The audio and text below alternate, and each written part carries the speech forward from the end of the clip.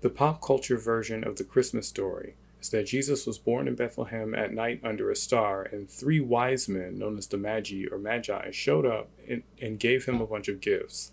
Then, immediately that same night, they fled to Egypt to escape a citywide infanticide initiated by the regional ruler, King Herod.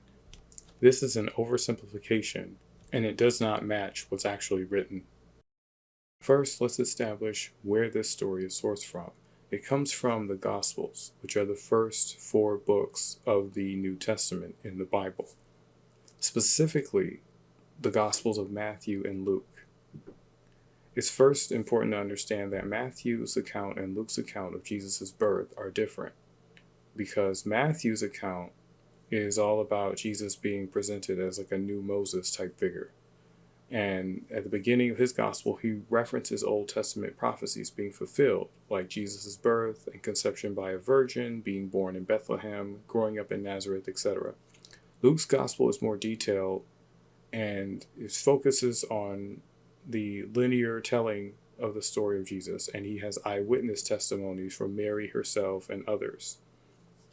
So Matthew's purpose for writing his gospel is different from Luke's purpose, and Matthew doesn't care about telling all the linear details of what happened after each event and how each event affected another. Rather, he's just pointing to specific events and calling them out as fulfillments of prophecies that can be found in the Old Testament. So Luke's gospel is the one that has the true Christmas story in it, and Matthew is just sort of pointing out key elements and how they fulfill certain prophecies. The one thing Matthew has that Luke doesn't is the Magi story, where he and his family escaped to Egypt to avoid an infanticide initiated by King Herod. Matthew's overall gospel is structured in a very particular way and is presenting Jesus' teachings in a certain way to highlight how they fulfill Old Testament prophecies and how he's come to fulfill the law. It's the only gospel that has the famous Sermon on the Mount. Luke's gospel includes a bunch of parables that Matthew and Mark don't. Luke initiates his gospel by writing to an audience of one, a man named Theophilus. Luke is not just the author of the gospel account of Luke, but he also wrote the book of Acts, and both of them are addressed to this man named Theophilus. Luke starts his gospel addressed to Theophilus by stating that there are other gospel accounts already written. And so the purpose of this gospel account is mainly to answer some questions that his audience member has. The other gospels he's referring to are likely Matthew and Mark. Those are the synoptic gospels, Luke, Matthew, and Mark, which all harmonize by giving us some of the same events around Jesus' life. John is a bit different, and it was written with a totally different purpose in mind, to reveal Jesus as the Son of God and as one with God. It's not a linear, clean story about Jesus' life like the others, but it focuses on specific events and reveals what they mean. Luke includes a lot of parables that Matthew and Mark don't, because Luke's goal is to fill in a lot of holes that they left behind that they weren't focused on. And so that's why his Christmas story in the beginning of Luke is more in-depth and detailed than Matthew's version. It seems that some of the Jews at the time had arguments against Matthew's account, saying that he just made these stories up in order to make it look like Jesus fulfilled these prophecies. Theophilus may have heard these objections and thought they were pretty sound, so he asked Luke how to deal with this. Luke responds to Theophilus' inquiry by researching and investigating these things, and the Gospel of Luke is the product of his research. There are 4 objections that the Jews at the time would have had to Matthew's Gospel account of the Nativity story. The first objection is, how did a virgin give birth to Jesus? Remember, Matthew's account just states that Mary, his mother, became pregnant by the Holy Spirit in Matthew 1:18. It does not say how that was initiated, nor does it mention the angel Gabriel. It only mentions an angel in Matthew's Christmas story in Joseph's dream. And this unnamed angel in Joseph's dream only confirms that Mary's story is true and that Joseph does not need to divorce her, according to Matthew chapter 2, 19 through 25. The answer to this objection is what Luke wrote in the beginning of his gospel, that there is an angel named Gabriel who shows up to a man named Zechariah, a priest working in the temple. Gabriel tells him that he and his wife will conceive a child. This child is John the Baptist, the one who baptizes Jesus. Then 5 months later, Gabriel visits Mary, a relative of Zechariah's wife, and speaks to her about the conception of a son, even while she's still a virgin. Gabriel explains that the Holy Spirit will come upon her and cause the child to manifest in her womb. All of this is recorded in Luke chapter 1. Second question is, how can Jesus be the son of a virgin if he's related to King David and Abraham through Joseph's lineage? This is a reference to the first 16 verses of Matthew, which give a lineage from Abraham to Jesus through Joseph's ancestry. This is a legitimate question because he can't be biologically related to Joseph if he was born of a virgin woman. And if he's not Joseph's biological son, then how is he related to David through Joseph? If he is not related to David, then he cannot be the Messiah, because David's lineage is where the Messiah comes from, according to 2 Samuel chapter 7.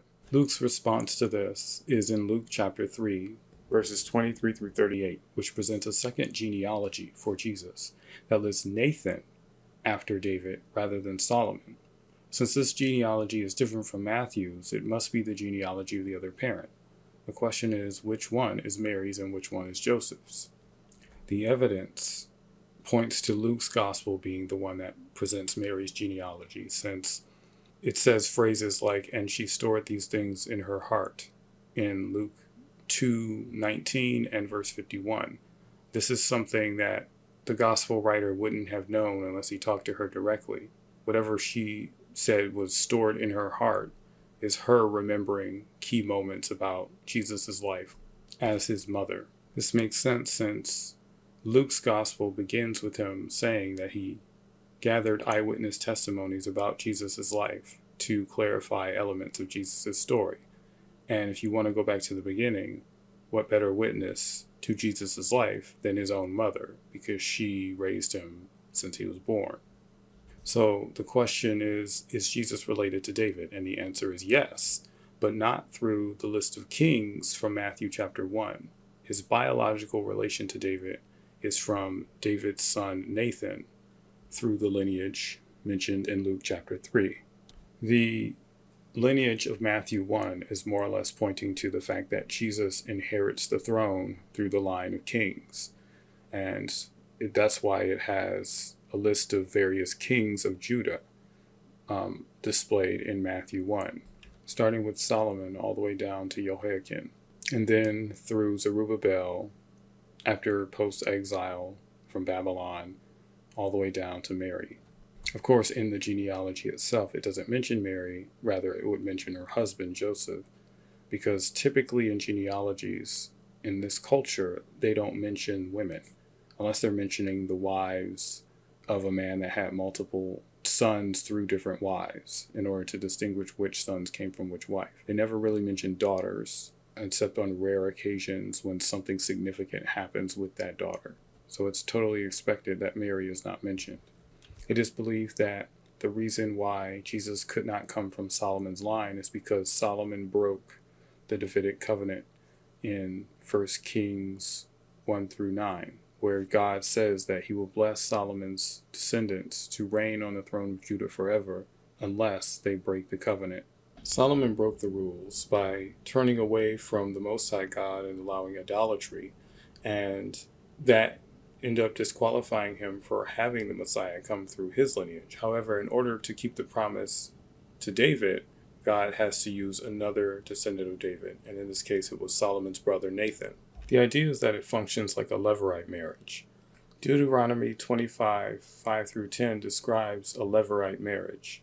And in a Levirate marriage, if you have a man who's married but has no children, who dies, his widow has a right to marry a male relative We see this play out in the book of Ruth. Ruth marries a male relative of her deceased husband, Mahlon. And the first child, specifically the first son they produce, inherits the land of the deceased husband, even though his biological father is a different man. His legal father is the dead man whose land he stands to inherit. With Ruth, in her case, her son, Obed, was biologically Boaz's son, but inherited the land of Mahlon, Ruth's dead husband. So when mapping that idea forward, God is the biological father of Jesus, but for the Israelite inheritance rules, it would be Joseph. So Matthew is giving us the legal lineage that allows Jesus to inherit from David, while Luke is giving us the biological lineage of Jesus through Mary that connects him to David. The next objection is the issue with Jesus of Nazareth.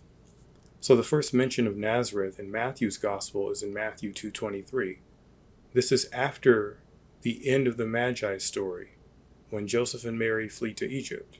After leaving Egypt, instead of returning to Bethlehem, which is where Jesus was born, they go to Nazareth, which is up north in Galilee. Prophetically, the Messiah is born in Bethlehem, and this is fulfilled according to Matthew chapter 2, verse 6, which quotes Micah chapter 5, verse 2, which has a prophecy of a virgin giving birth in Bethlehem. However, any objectors could argue that Matthew just made this up, because if Jesus was born in Bethlehem, then why did his parents go to Nazareth? Why didn't they just go home to Bethlehem? Of course, we found out later that they were originally from Nazareth and not from Bethlehem at all, which leaves the question, why were they even in Bethlehem? This all sounds like a convenient story made up to force a prophecy to be fulfilled so that Jesus can look like the Messiah. Luke responds to this by revealing in the beginning, Luke chapter 1, verse 26, that Mary and Joseph are originally from Nazareth. Luke chapter 2 opens with a decree from Roman Emperor Augustus Caesar calling for a census. This required that the Jews had to return to their ancestral homelands, and since Joseph and Mary were of the tribe of Judah, they returned to Bethlehem, the city of David, their ancestor. At this time, Mary was 9 months pregnant with Jesus, so it aligned with the time for her to give birth. The family was originally from Bethlehem because they're all descendants of David.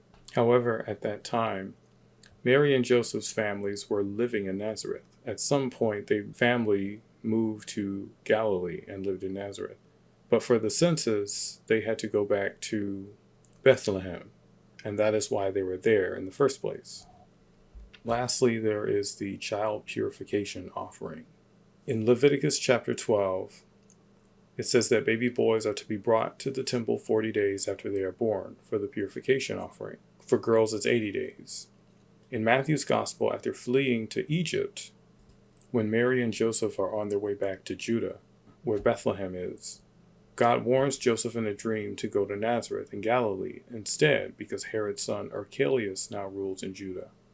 If Joseph went straight from Egypt to Galilee, then he never had time to go to the temple in Judah to fulfill the Leviticus 12 requirements for childbirth purification, and this contradicts any claim that Jesus obeyed all of the laws.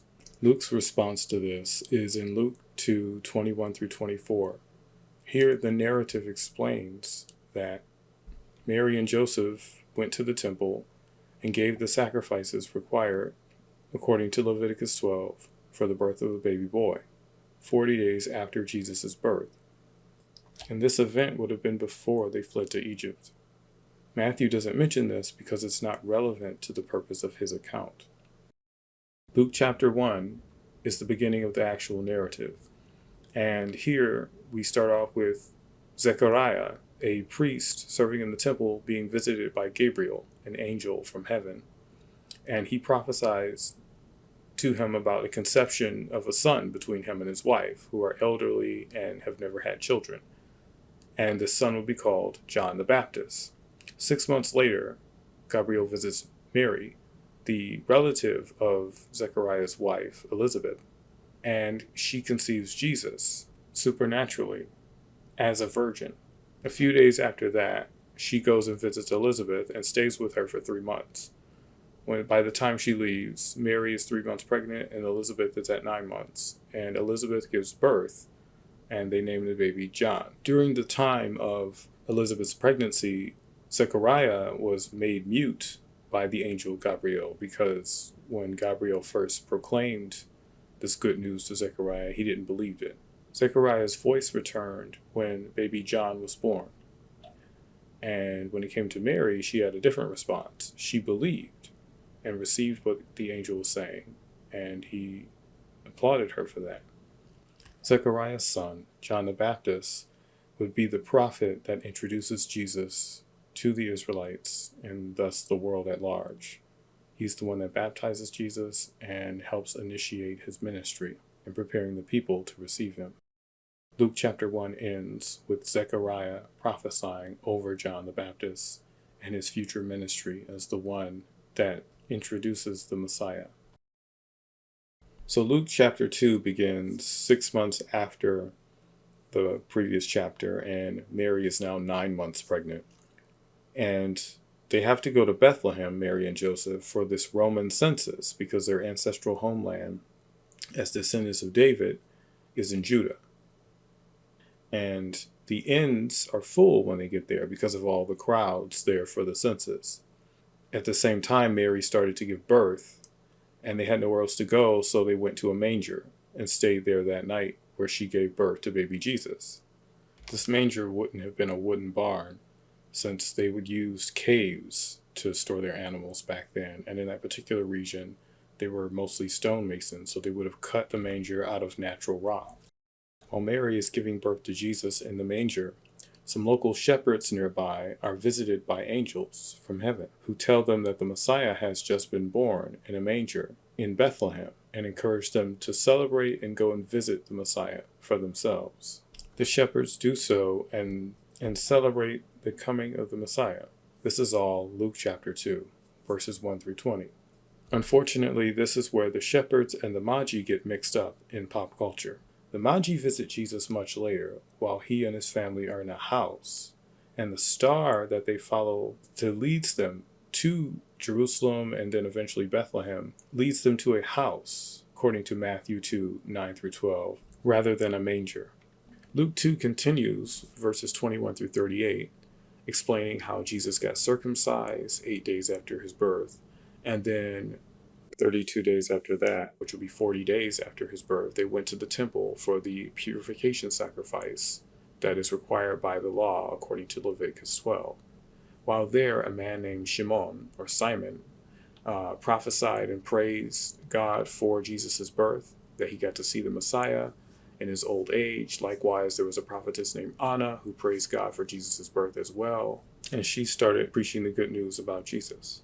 Since the offering at the temple requires that it happens 40 days after the baby boy's birth, it is unlikely they went to Egypt and came back in that time, since it would have been a week or two round trip, not including the time they stayed in Egypt.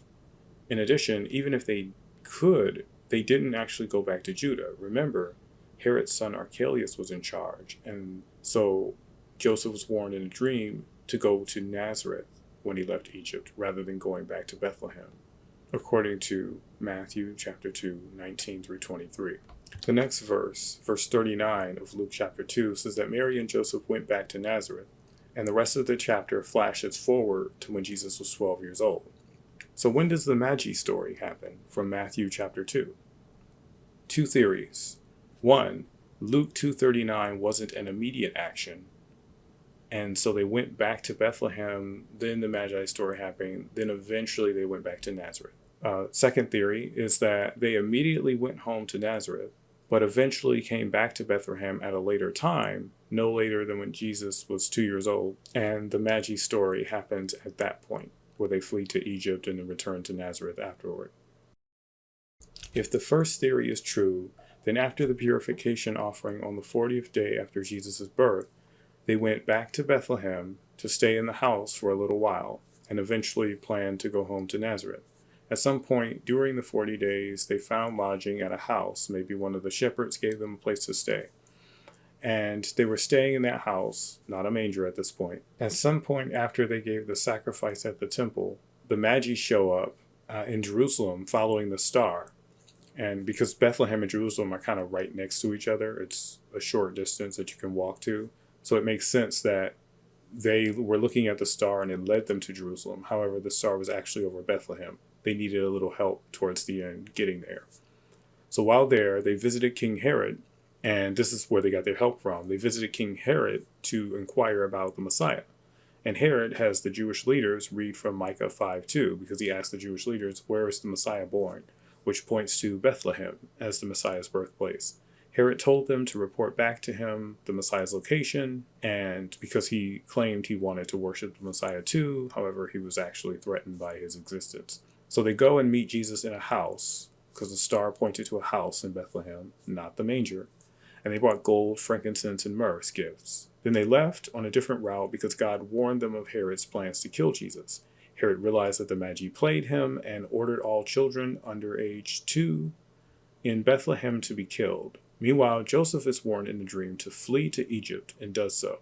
Then, after an unspecified time period, Herod dies and Joseph heads back to Judah.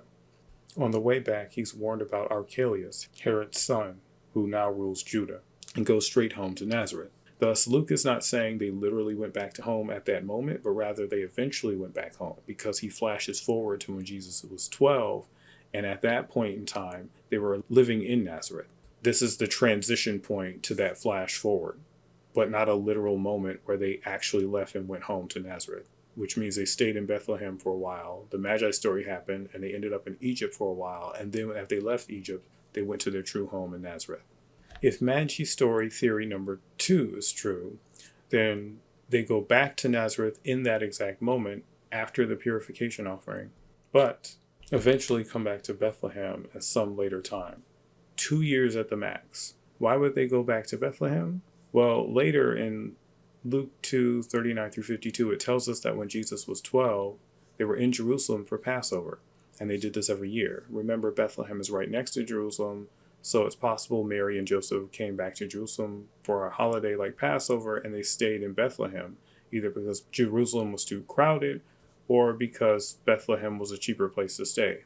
According to Leviticus 12, for the purification offering for a newborn child, it says to give a lamb and a bird as offerings. However, they could give 2 birds if the family is poor. In Luke 2:24, it says they gave 2 birds. So this has led some to speculate that Joseph and Mary were poor at the time, so staying in Bethlehem made fiscal sense. Now, this also could explain why the gifts of the Magi are important, because they had to flee to Egypt, and as refugees in a foreign country, they really don't have much rights, and they probably didn't have any money for a sudden journey. Yet the gold would allow them to fund the trip, and the frankincense and myrrh could have been products for them to sell to fund their stay until it was time to leave. So why is there a 2-year limit on the Magi visitation? Well, in Matthew 2, verse 7, Herod asked the Magi how long the star was in the sky. And in verse 16, he gives the order to kill every child 2 and under, based on the Magi's answer to his question. So the star either appeared 2 years before Jesus was born or the year he was born. If the star appeared 2 years before he was born, then they came the year he was born, but no less than 41 days because of the law's requirements for childbirth offering, 40 days after birth for a male. If it appeared the year he was born, then they came no later than Jesus' 2nd year. It would have been in the sky for 2 years since he was born. Either way, when they left Egypt in Matthew 2:19-23, Joseph did not return to Judah and go to Jerusalem, where the temple is, because he was warned to go straight back to Nazareth, their hometown. Which means the Magi story has to be after the purification offering. So the Magi show up between 41 days and 2 years after Jesus' birth, visit him in a house, not the manger, and they did not come on the day he was born. Those were the shepherds that visited him in the manger. We don't know how many Magi there were. We just know they brought 3 different types of gifts. In addition, we don't know how long Jesus stayed in Egypt. All we know is that he left when Herod died, and they avoided Judah and went straight back to Nazareth to avoid Archelaus. The Christmas story is split between 2 accounts of the Gospels, and they have to fit together in just the right way. In addition, there are still things we don't actually know about the Christmas story, like what year or month Jesus was born, when the Magi came exactly, and if Mary and Joseph left for Galilee immediately after the purification offering in Luke 2:38 through 39, or much later. In addition, some of the non-biblical historical elements of the Christmas story are debated, and that is where things can get really complicated. Some question Luke's account of Jesus' birth in Bethlehem because it seemingly conflicts with history. Luke says Jesus was born in Bethlehem because of the census of Quirinius in Luke 2:1 through 5. However, it is a known fact that Quirinius called for a census in 6 AD, which led to a revolt, which is mentioned in Luke's other writing, the book of Acts, Acts chapter 5, verse 37. This is a problem because Matthew says Jesus' birth was within the reign of Herod the Great, who died about a decade earlier. The Greek word prot, used in Luke 2:2, can be translated as before, which means it could be translated that this census simply took place before the reign of Quirinius over Syria in 6 AD. So it could just be the census of his predecessor, Quintilius Varus, that required Mary and Joseph return to Bethlehem. Another theory is that Luke's gospel account has a typo in it, and instead of Quirinius, it's supposed to be Quintilius, his predecessor, although this idea isn't that popular. Another option is that Quirinius had two censuses, about a decade apart. So one census was around 6 BC to 4 BC, and another was in 6 AD. So the Greek word prot in this case means it was the first of two censuses by Quirinius. This is based on the idea that Quintilius Varus had some military failures and Quirinius was more competent as a leader and stepped in to help. A census in the ancient world can take longer than a few years. One of the longest recorded Roman censuses lasted 40 years, and the Romans typically did one every 14 years, based on Egyptian records. So the census Luke is referring to may have started 14 years before 6 AD, around 8 to 7 BC, and lasted until 4 BC or later. Many modern scholars suggest that Jesus was born sometime between 6 and 4 BC. Herod died in 4 BC, according to German theologian Emil Schurer. Previously, it was believed that he died around 1 BC, and some traditionalists still hold to this date. So, Herod the Great died either in 4 BC or possibly 3 years later. Either way, that is the time when Joseph left Egypt and returned back to Nazareth. One last note is that the Bible doesn't tell us how long they stayed in Egypt. On the issue of what month Jesus was born, there's a lot of debate and theories about winter solstice and pagan traditions like pine trees, etc. Also, some question if shepherds would have been working during the winter since it's too cold to shear sheep. There is a clue in the Bible, but it needs historical context to tell us what it means. Luke chapter 1 verse 5 says that the visitation of Gabriel to Zechariah, announcing the conception of John the Baptist, happened during the course or shift of Abia. This means Zechariah was one of Abia's descendants and worked his assigned shift period. Abia is one of 24 Levites, 16 from Eleazar and 8 from Ithamar, who were assigned shifts throughout the year in First Chronicles 23, 1 through 19. Different sources have different views on when the shift of Abia actually was. Some say it was around the middle of summer, around June or July. Others say it's around the middle of winter, between December and January. If there weren't enough shifts to cover the full year, then it's also possible that both are true, that there were two shifts for Abia, one during the middle of summer, one during the middle of winter, but we don't know which one is the time that Gabriel visited Zechariah. Whichever month it was the month John the Baptist was conceived, and that would be 15 months before Jesus was born. For anyone that wants to preserve the December 25th date, that would mean Gabriel's visit happened during mid-autumn, and so the shift of Abia in that case would have to have been around September, October. History is still unfolding, and discoveries are made every day, so who knows when the answer will be revealed. All we can do is wait and go by what we know in the meantime. This is Michael Campbell from Hearts to Understand. I hope you enjoyed this, and subscribe if you want more. I'll talk to you later.